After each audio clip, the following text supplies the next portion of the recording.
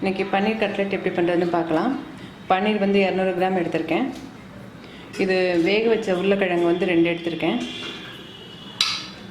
1 table spoon அளவு கேசரி ரவை, 1 table spoon அளவு பிரெட் க்ரம்ஸ் எடுத்திருக்கேன்,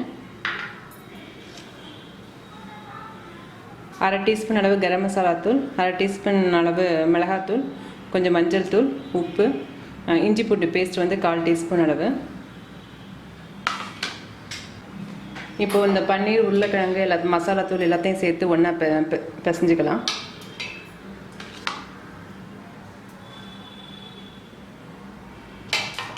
இந்த கேசரி ரவையும் பிரெட் க்ரம்ஸும் எதுக்கு போடுறேன்னு சொன்னால் தண்ணி ஈரப்பசை இருந்துச்சுன்னா ஈரப்பசை எடுத்துரும். அதுக்காக இந்த கேசரி ரவை போடுறேன்.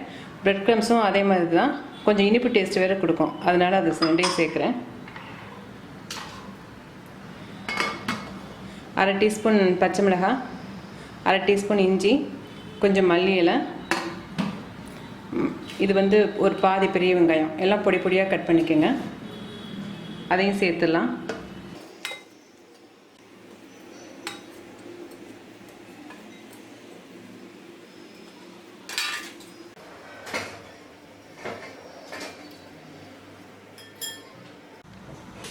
இப்போ பன்னீர் நல்லா பிசைஞ்சாச்சு, அதை மூடி வச்சிடலாம். இது வந்து கார்ன்ஃப்ளவர் மாவு 2 டேபிள் ஸ்பூன் அளவு எடுத்திருக்கேன். இது பிரெட் க்ரம்ஸ் 2 டேபிள் ஸ்பூன் அளவு எடுத்திருக்கேன். இப்போ இதை பேஸ்ட் மாதிரி கரைச்சிக்கலாம். கார்ன்ஃப்ளவர் மாவை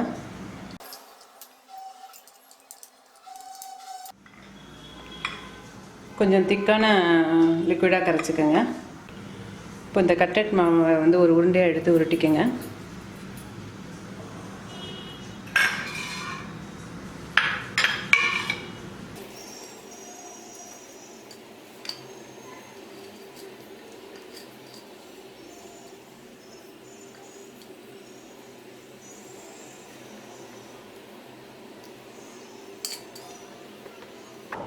இப்போ வந்து இந்த கார்ன்ஃப்ளவர் மாவில் இதை கொஞ்சம் டிப் பண்ணிவிட்டு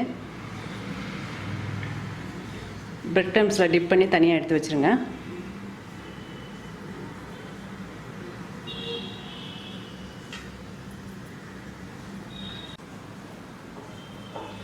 இதில் வந்து லேசாக எண்ணெய் தடவிக்கிட்டிங்கன்னா ஈஸியாக எடுக்க வந்துடும். இது இல்லைன்னா சும்மா உருண்டையாக பிடிச்சி ஃப்ளாட்டாக தட்டி விட்டாலும் ரவுண்ட் ஷேப்பில் நல்லாயிருக்கும்.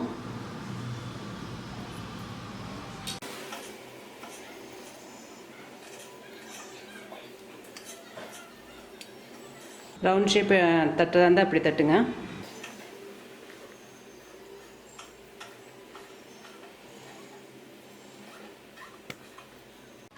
இப்போ எண்ணெய் 4 ஸ்பூன் ஊற்றி காய வச்சுருக்கேன்.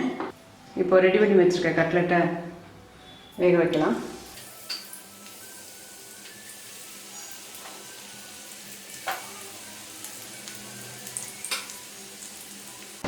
இதை வந்து டீப் ஃப்ரை பண்ணுற அவசியம் இல்லை, ஏன்னா உருளைக்கிழங்குலாம் நல்லா வேக வச்சது தான். எதுவும் வேகாது சேர்த்துருந்தா டீப் ஃப்ரை பண்ணலாம்.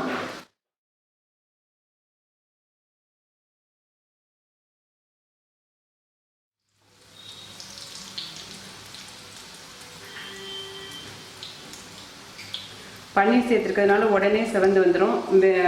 உருளைக்கிழங்கும் வேக வச்ச உருளைக்கிழங்குன்றதுனால உடனே செவந்து வந்துடும். அதனால் போட்டோன்னே கேர்ஃபுல்லாக திருப்பி விட்டுருங்க.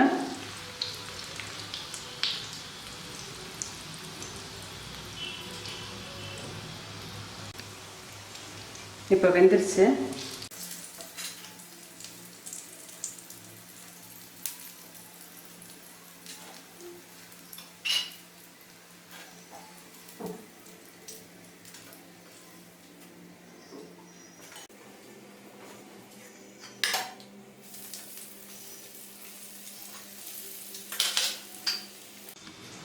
இப்போ பன்னீர் கட்லெட் ரெடி ஆயிடுச்சு. இதை நீங்கள் செஞ்சு பார்த்து எனக்கு உங்களோட கமெண்ட்ஸ் சொல்லுங்கள். தேங்க்யூ.